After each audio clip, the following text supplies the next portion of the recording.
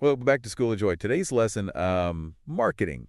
Marketing that actually makes sense. We're diving deep today into the 22 Immutable Laws of Marketing by Ries and Jack Trout. Think of it as a crash course, right?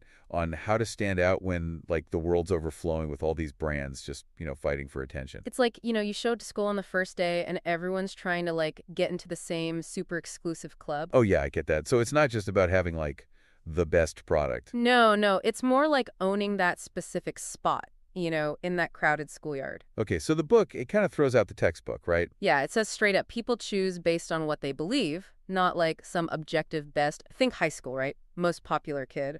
Yeah, Not always the smartest or, even the most talented, right. but their reputation, that perception, it kind of shaped the whole social scene, right? Totally. So first impressions, they really do matter. Absolutely. Like planting your flag in the customer's mind, that's powerful. Think Charles Lindbergh. Oh, yeah, first solo across the Atlantic. Everyone remembers him, but who is second? Exactly. No one remembers poor Bert Hinkler, even if his flight was like technically more impressive. So it's the law of leadership, right? Be first or be forgotten. Think about brands you use. How many were like the real pioneers? I bet a lot of them weren't. What if you're not first, though? Don't worry, there's a strategy for that. Amelia Earhart, remember? Uh-huh. Not first across the Atlantic, but first woman to do it solo. Bam! New category, instant legend. To start your own club. Exactly, like Michelob beer. Not the first imported, but the first high-priced domestic. Clever, huh? Yeah, that is smart. This all kind of hinges on perception, though, right? And those could be tough to change. Like, try convincing everyone the quiet kid is the life of the party. Oh, yeah, once a perception set, it's concrete. That's a law of the mind. Remember Wang computers? They were like the word processor. But the world shifted to PCs, spent millions rebranding, but outdated. So first impressions are key EY. Apple, simple name, easy to remember, compared to, like, what was it, the Eminence Altair 8800? Don't even try to say that 5 times fast. I won't. Most people wouldn't. Hard to remember, hard to care about. It's not about being objectively the best. It's how people see you. This feels kind of, I don't know, sneaky.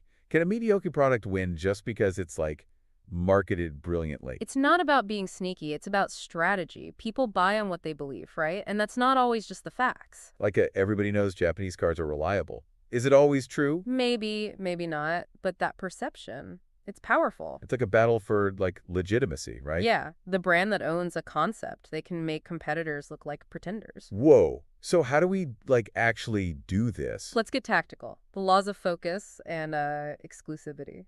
This is where it gets interesting. Think of it like school electives. You can't be great at everything. The law of focus, you got to find your specialty. Like FedEx, they owned overnight, sacrificed other stuff to be the overnight guys. Bam, success. So laser focus. But then what about this exclusivity thing? Well, two companies can't own the same word in the customer's mind. Burger King trying to be fast, like McDonald's. Oh, right. That was not good. Disaster, because fast already belonged. Analyzing your competition is key. You got to find that unique concept you can own. It's like writing the same essay as the smart kid. Won't work. But what if you're not first and can't claim the same thing as the leader? Where do you even start? Picture a ladder. Say, car rentals. Hertz is at the top. Then Avis. Then everyone else. Strategy depends on your rung. So if you're not at the top, don't pretend you are. Exactly. Avis, we're number 2, so we try harder. Brilliant. They owned it. Like turning being the class clown into a positive. See? But then you have like some unknown university comparing itself to Harvard. Falls flat. Not even on the same list? Okay, that makes it. So long term, how does the competition thing play out? Law of duality. It basically says most fights become 2-horse races. Coke versus Pepsi, Hertz, Avis. You got to know this early to position yourself. So be one of the top 2. What happens to everyone else? That third spot, comfy for a while, but market shrinks. Remember Royal Crown Cola? Squeeze out. Ouch. So choose your battles wisely. Better to be the big fish in the small pond. Exactly. Now, have you ever noticed how brands use their rival's strength against them? Ooh, tell me more. Pepsi, the young Coke, Scope, the good-tasting Listerine. It's the law of the opposite. Find the weakness, flip it. That's clever. But it has to be true, right? Absolutely. Like Royal Doulton, real English China, versus Lennox from New Jersey. Ooh, it hurts because there's truth to it. Okay, so focus on one thing, own that unique thing, even flip the competition's strength. But what if you try to be everything to everyone? Is that ever good? That's where it gets messy. Laws of division and Line extension, like that kid who joins every club and ends up mediocre at everything. Remember Volkswagen? They had the Beetle, huge success. Then they tried to be like everything. Sports cars, luxury, you name it, lost their focus. So branching out too far can dilute what you are, right? Exactly. It's tempting to just, slap a successful name on everything. But look at Levi's with shoes, Pierre Cardin with wine. Doesn't work. Wait, Pierre Cardin makes wine. See, you didn't even know. It dilutes what you stand for. Sometimes the bravest thing is not to expand. That is counterintuitive. So IBM, huge with mainframes, right? Raking it in. Then they did PCs, software, even telephones. And now, Shadow of their former selves. Trying to be everything to everyone, you end up nothing special to anyone. Microsoft's going down the same path right now, dominate in operating systems, but they're trying to conquer everything else. Next IBM. yikes. So what's the antidote to this? Sacrifice. It's tough, but crucial. You have to give something up to gain something else. So saying no to, like, good opportunities? It can feel risky, but focus is key. FedEx, they were laser focused on overnight. Then they tried to be like this global air cargo company, lost their edge. Jack of all trades, master of none. Exactly. Find your strength, double down. Same with target markets. You don't have to appeal to everyone. Pepsi was huge with teenagers. Then they tried to be for everybody, lost momentum. It's like trying to be friends with everyone in school. Perfect analogy. Now let's talk attributes. Those qualities that make a product, stand out. Okay, so Crest, cavity prevention, Volvo, safety. But try to compete using the same attribute as the leader. Disaster. You can't own the same word. So find your own gold star quality. Exactly. It's like copying the smart kid's answer on a test. Won't get you a better grade. So how do you find that winning attribute then? Look for the opposite. Remember scope? Listerine was known for that, like intense taste. Oh, yeah. Scope became the good tasting option. Huge success. Fed's trying to out Listerine. They went the opposite way. Found that unoccupied space in the customer's mind. This is kind of blowing my mind. But is there ever a time when, like, a negative is actually good to use? There is. It's called the law of candor. Admitting a weakness can actually make you more appealing. Like owning up to your flaws. In a strategic way, yeah. Avis, we're number 2, so we try harder. They turned being number 2 into a positive. Like saying, I'm not the smartest, but I work harder. Exactly. Honesty, but framed the right way. Now, with all these strategies, how do you know which will actually work? Yeah, that's the million-dollar question. Law of singularity. Only one move will produce those big results. It's about finding that single, bold stroke that makes all the difference. So not doing everything, but that one key thing. Exactly. Like studying for a test. You can't just skim everything. You got to find those key concepts. Right. Same in marketing. Find the weak spot and focus your energy there. Okay, so how do you find that one thing? Is it planning, research, or just like gut feeling? That's where it gets tricky. The law of unpredictability, right? We can't fully predict the future. Market's always changing. Things happen. Like studying for hours, and then the test is on a completely different chapter? Exactly. So how do we navigate that? Okay, tell me. Flexibility. You got to be able to adapt. So not a rigid plan, but a direction and the ability to, like, change course. Exactly. Like driving. You have a destination, but got to be ready for detours. It makes you think about all those companies that, like, failed to adapt. Think Blockbuster, kings of video rentals, but they missed the shift to streaming. Ouch, yeah. Success can be dangerous, right? Law of success. It can lead to arrogance, which leads to failure. Like that kid who aced the first few tests and stopped studying. Exactly. They get love placement. We see it all the time. Companies get stuck in the past. They believe their own hype. Speaking of hype, does that actually mean anything? Law of hype. All the media attention in the world doesn't mean long-term success. Remember New Coke? Yeah, vaguely. Tons of media coverage, but a flop. Hype doesn't equal reality. It's all style, no substance. Exactly. Focus on building something sustainable, something real, and you got to know the difference between fads and trends. Oh, right. Explain that to me like I'm back in middle school trying to figure out what's cool. A fad is like a fashion. It's hot, then it's gone. Think fidget spinners. Okay, got it. Short-lived. But a trend is different. Yeah, it's a lasting shift. Healthier eating, online shopping, sustainability, they have staying power. So build your strategy on the trends, not the fads. Exactly. Ride the wave, don't chase the shiny objects. This is all great, but it takes resources, right? Money, people, time. You've hit on the law of resources. You need adequate funding to, make your marketing work. It takes money to make money. To a certain extent, yeah.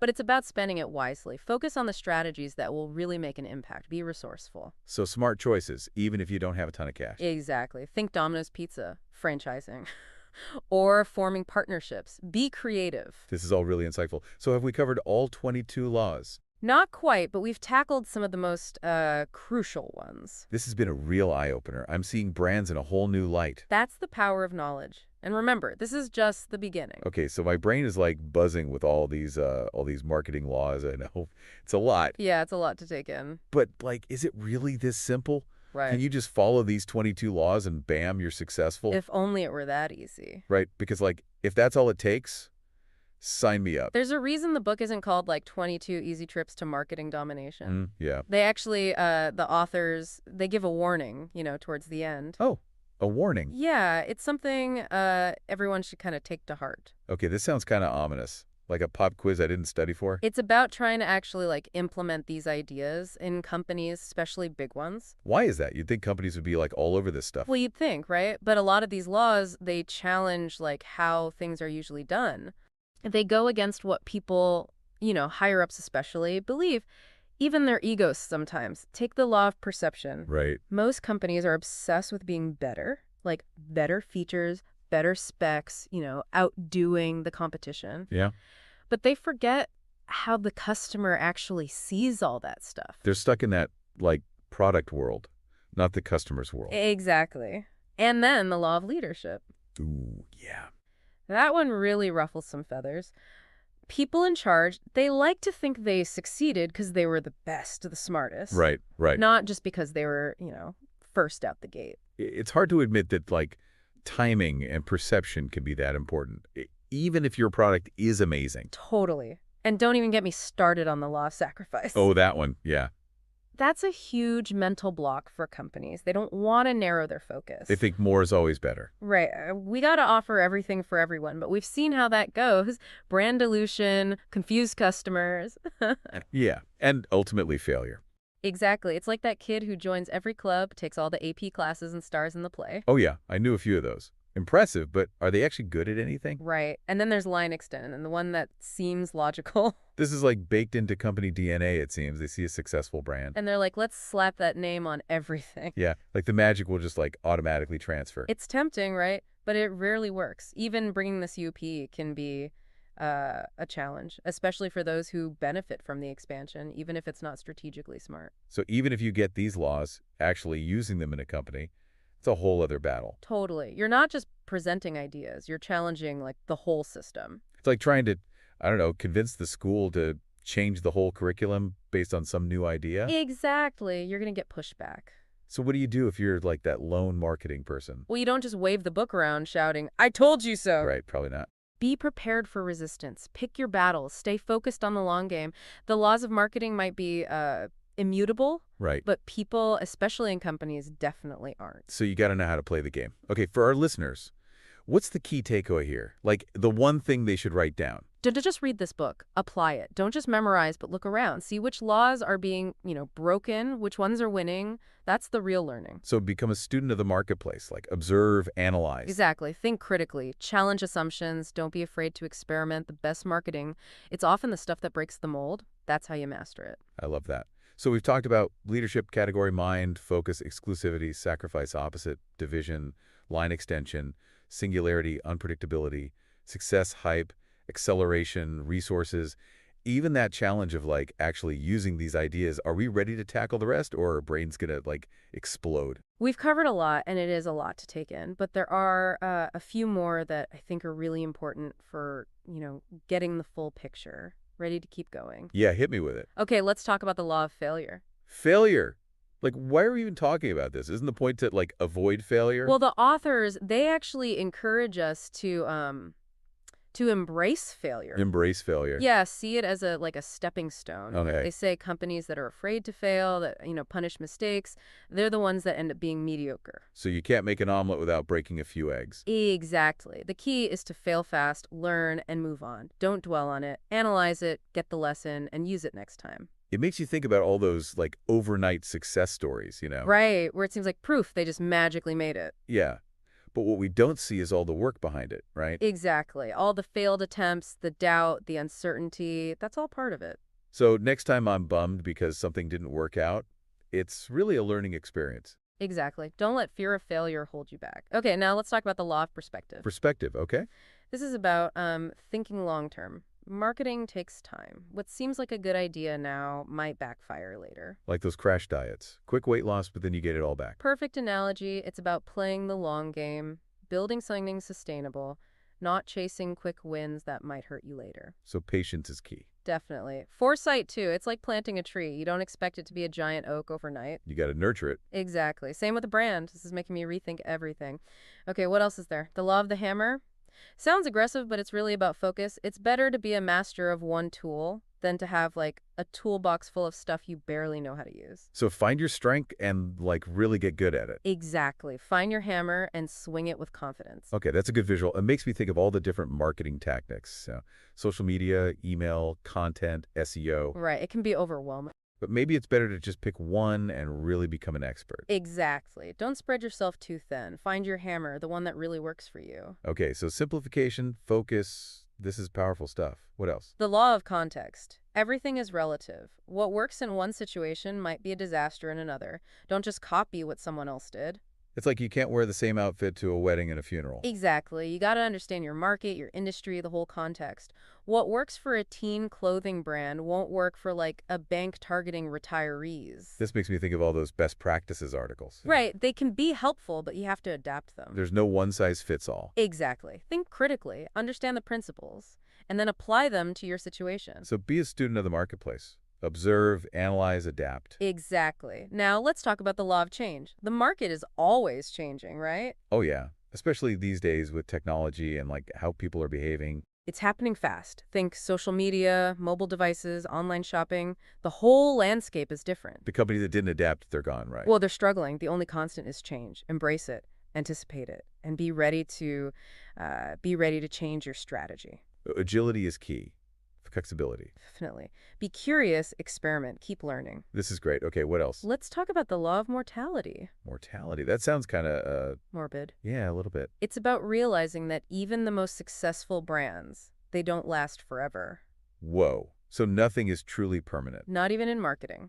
That is kind of depressing. Why even bother then? It's not about being depressing. It's about making the most of the time you have. It's about legacy, building something that matters, even if it doesn't last forever. So not an empire that will stand for centuries, but something meaningful. Exactly. Think Coca-Cola, Disney, Nike. They've been around for generations, but they haven't clung to the past. They evolved. They adapted. So it's about more than just a product, right? It's an experience, a story. Exactly. And that brings us to the law of substantiality. This is about, like, having a solid foundation. Successful brands, they're built on understanding what people need and a commitment to delivering real value. So it's not just about like flashy campaigns or slogans. Right. It's got to be more than that. It's about substance. Okay. It's about serving people, not just selling them stuff. This is powerful. It's about a brand that people really believe in. Exactly. A brand that stands for something, that leaves a positive mark. Wow, this has been amazing. It's a lot to take in. I feel like I just got like a mini MBA in marketing. Remember, these are just guidelines. The real work is applying them, experimenting, and never stopping learning. So what's the final piece of advice you'd give?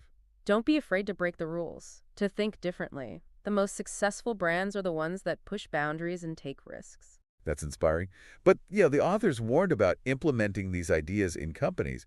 What if you're in a company that's, like, resistant to change? It can be frustrating, but change starts with individuals. Maybe you can't change the whole company, but you can change your work. So lead by example. Exactly. Show them it works. Focus on what you can control. You might just inspire others. That's a good point. You can still make a difference. Absolutely. Don't underestimate your own power. You might be the spark that starts the fire. I love that. So we've covered like a ton of ground today. Yeah, it's amazing how much depth there is to these seemingly simple marketing laws. They really make you look at like all the brands around you differently, you know? It's not just about knowing the law themselves, though, right? Right. It's about actually applying them, going out there and seeing how they play out in the real world. So like we've been given this secret decoder ring. Exactly. And once you start using it, Yeah. you'll never look at brands the same way again. I love that. So for our listeners who are like ready to put all this into action, Yeah. what's the best way to actually start using these laws? Well, first, take some time to just, think about what we talked about.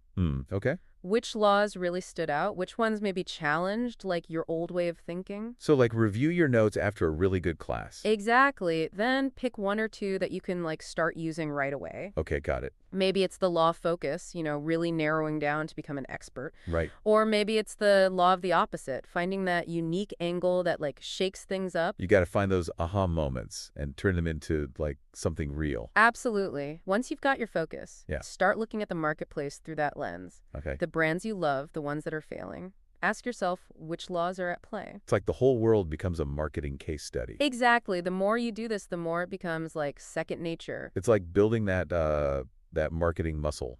Yeah. Don't be afraid to experiment, to try things out, and even to, Mess up sometimes. yeah, it's all part of the process. So marketing is really about like building relationships At its core, absolutely. with customers, with your audience, with everyone. It's about creating something that, it really means something. Something that connects with people. Exactly. And if you can do that, you're going to build a brand that lasts. This has been such a great deep dive. I'm glad you think so. It's not just about marketing, it's about perception, focus, and building something like truly special. It's been great exploring all this with you and with our listeners. So, class dismissed. Go out there and use these laws. You might just change the world one marketing move at a time. And never stop learning, okay? The world of marketing, it never stands still. So stay curious, stay adaptable, and keep pushing those boundaries. Well said. Until next time, stay curious and keep exploring the amazing world of marketing.